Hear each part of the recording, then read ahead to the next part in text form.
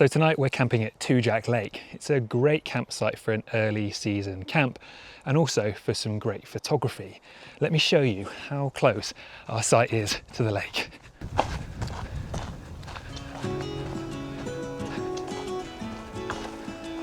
Two Jack Lake is an iconic and must-see photography destination. Whether you shoot from either side of the lake, at dusk, sunset, or during blue hour to witness perfect reflections, the photography is fantastic.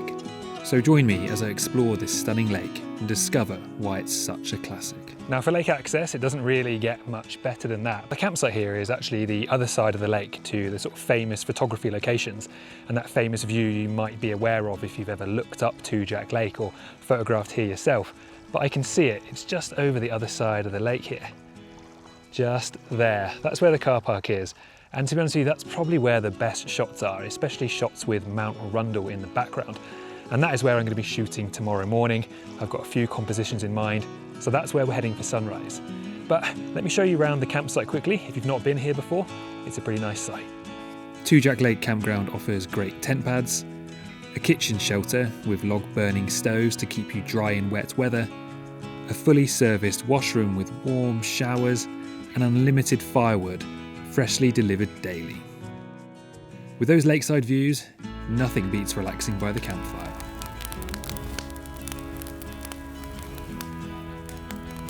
Now, as for a bit of a plan for tomorrow morning, there is actually a trail that runs all the way around the lake here. You can just about see this trail going off into the trees here, goes all the way around the lake. And that's actually a really nice walk, and it's a really nice walk to do in the evening or during sunrise. However, I'm not sure if hiking that part of the lake alone at 4:30 in the morning in the dark is necessarily a great idea. So tomorrow morning I think I am going to drive, but even now at sunset, the light on these mountains over here is turning out to be really, really nice. Although for now the photography would have to wait, as fire-cooked burgers and s'mores awaited.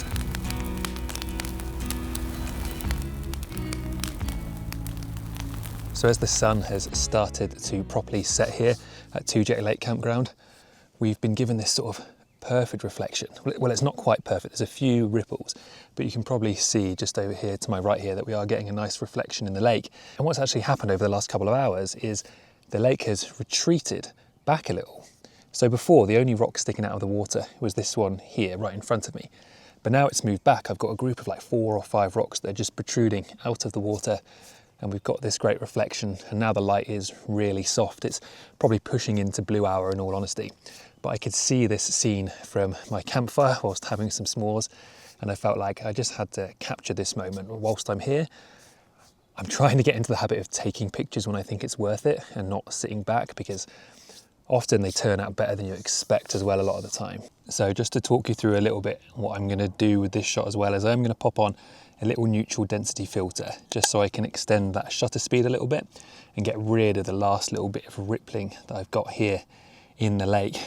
And then I'll show you my little composition here as well. You might just be able to see here, I'm going for like a 16:9 crop. I've got these rocks right in the foreground here, and then this nice reflection in the background, and some really soft cloud in there as well. As I said, it's getting into blue hour, so the light is fading. This is the last light of the day. But if this image turns out any good, I'll put it up on the screen for you now.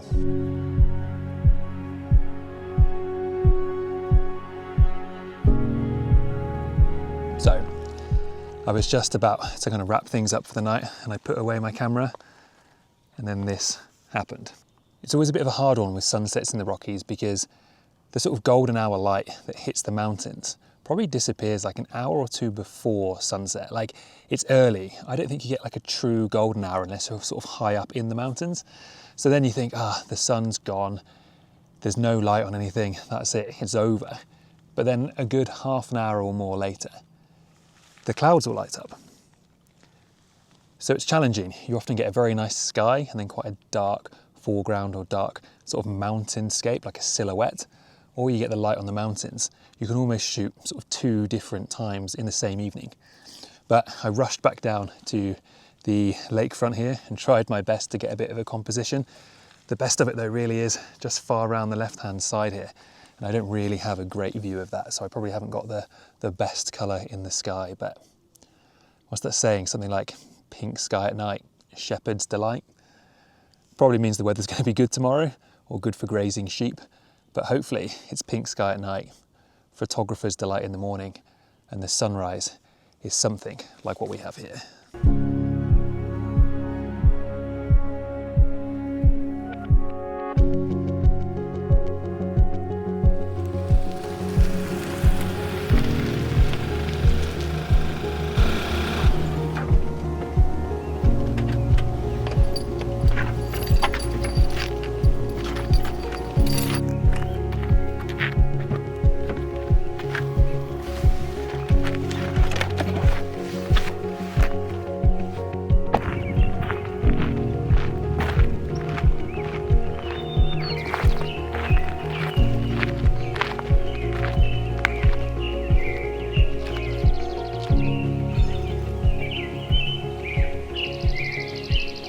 So good morning from Two Jack Lake. This is the opposite side to the campground that we were last night. So you might be able to see there's just a small light in the forest over there, which must be a light from one of the buildings in the campground. But I've come over this side for this morning because this is where you get the best reflection of Mount Rundle that you can just about see behind me there. Now it's still nice and early. I think we've got about half an hour before the sun comes up. For once, I'm actually sort of on time. But as you might be able to tell, there's a lot of cloud in the sky, so I'm not super hopeful. But if we don't get any colour this morning, I think what we might do is try some black and white images. But for the first part of this morning, I've come down to the main part of the lake, I suppose. There's a couple of different car parks. I've parked at the higher car park up, and then there's a second lower car park, and then just walked on down here. And often what you'll find along the shorefront here is you'll find lots of different sort of foreground options. You'll often find floating old logs and lots of little rock formations. But right now I think the lake's relatively high. There's not an awful amount of foreground options in the scene here, but I've set myself up with a little bit of a composition this morning, something relatively simple, and I'll show you on the back of the camera what I've done. So this is the composition I've gone with first thing this morning, and what I've tried to do here is use this rock in the foreground just to sort of anchor the image a little bit.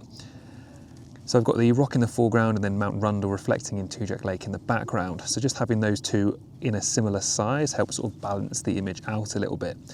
And as you can see, we've got some slightly more interesting cloud up in the corner here and also through the middle of the image. And I've got that at the moment, so those clouds are actually perfectly in the reflection and not covered by this rock. So I'm definitely no expert at black and white photography, so you'll have to let me know what you think. Does this image work? So again, I'm not super hopeful for any colour this morning, but what I might also try is putting on a really big neutral density filter, like a 10-stop ND, and just try and drag that shutter out for a couple of minutes and see if we can get any movement in the clouds. They are kind of moving a little bit, and I find that sort of shot does work quite nicely in black and white as well, if we get the streaks coming through the sky of the clouds. One thing with shooting at Two Jack Lake as well, and I'm always tempted to do this, is to shoot much wider. But what you'll find here is actually shooting somewhere between 24 and maybe 35 millimeters for a landscape shot works really nicely, because if you shoot super wide, you just sort of lose Mount Rundle in the background and it becomes a really tiny background mountain. So zooming in a little bit, or moving back and zooming in a little bit, just makes it a little bit more prominent. So I gave this long exposure shot a little more grain in post-production. I think I like it more, but I'm still not sure I'm quite there. So you'd have thought I'd have learnt my lesson from last night and waited around a little bit longer, but this is my little spot this morning where I got that sort of black and white shot from earlier on. I pulled my camera away, went to check out a different spot, and of course the light came out. We got a little bit of light on Mount Rundle there and a little bit of light in the clouds about half an hour after sunrise. I need to stop being so impatient. Have a bit of a habit of walking away maybe a little bit too early. Luckily I hadn't gone far, so I set my camera back up and got that shot again with a little bit of light on it. And I also got a nice little shot in amongst the trees in the roots over here. Actually, I'll just show you here. So I really like this little spot down here at Two Jack, just because we've got these really gnarly textured roots that sort of run towards the lake. But it's a really challenging shot to get actually. So what I often find is I need to be low and pointing upwards so that I can get the roots in, and also I can see Mount Rundle and not have it blocked by the foliage of the tree. But because it's just so difficult to set it up, I often find myself shooting it handheld and trying to get it shot with a handheld focus stack, which can be a little problematic, but hopefully I've pulled it off and got enough shots to make that work, because I did shoot that and we had a little bit of colour in there as well. Let me know what you think. How did that turn out?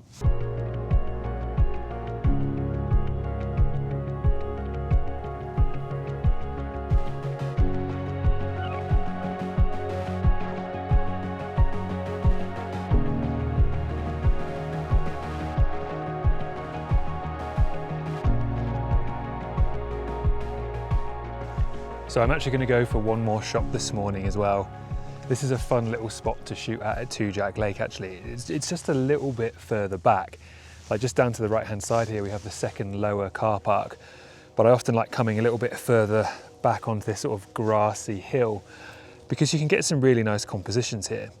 So I'm framing up a little bit of a shot right now where I'm bookending my shot with the two sets of trees. I've got the trees on the island on the right hand side here, and then I've got this one tree on the left, and then that nice reflection. And it's a little bit later in the morning, but the light is still really nice and soft here. And I think what I want to do as well is get a little bit of a self-portrait, because why not? I'll pop myself into the scene. I'm thinking if I head on down just to where there's a little shrub on the edge there, I should just be in the shot, but not blocking any of Mount Rundle's reflection, which is kind of what I'm after.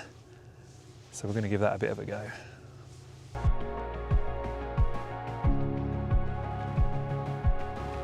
Now, I'm not going to lie, I think that shot actually turned out pretty good. It might even be one of the better ones from this little trip to Two Jack Lake here.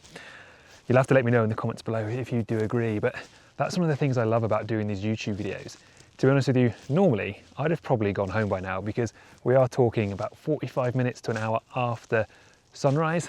But because I'm filming a video this morning, I actually sort of try and drag it out a little bit, and I try and find more compositions and get more images. And because I'm filming, I've hung around a bit longer, and I got a really nice image there. I think I've said it before in many videos, but it just goes to show you really do have to hang around for a long time after sunset or sunrise and just wait for the conditions to change, and there's always opportunity. As always, thank you so much for watching, and hopefully I will see you on the next video. But in the meantime, be sure to download a Canadian Rockies photography location guide using the QR code on screen or the link in the description below. And go on, watch another video.